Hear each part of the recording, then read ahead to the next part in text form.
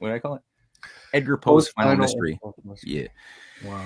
And I, what I tried to do over the course of several chapters is I took his Tales of Ratiocination, so this method of analysis that combines the poetic faculties and the scientific faculties, exhibited in the figure that he created. Inspector Charles Dupin is this investigator. He created the true crime novel, like the idea of the detective novel. He created that entire genre. Wow. Yeah.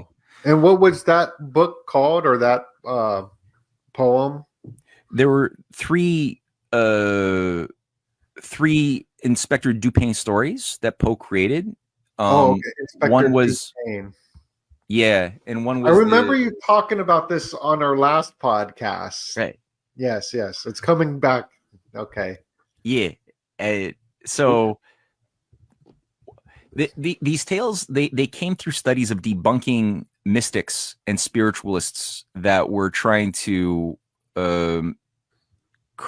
convince Americans that machines could think for themselves and could ultimately replace humans. Sound familiar? That's hilarious. Yeah. Okay.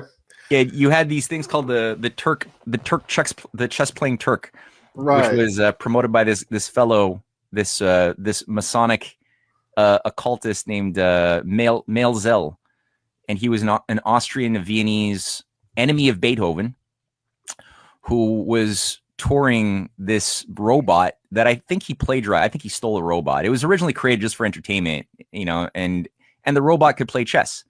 And the idea was, and there were many of these robots created.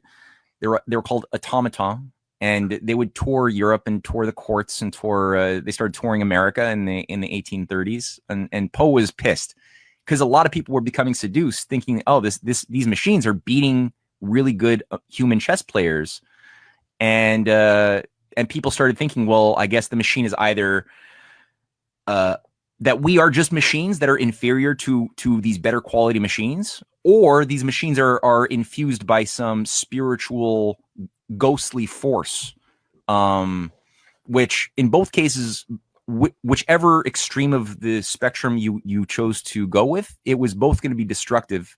And what Poe does is he demonstrates in his Maelzel's chess player short story in I think it's 1839 or 1840, that the thing is a hoax.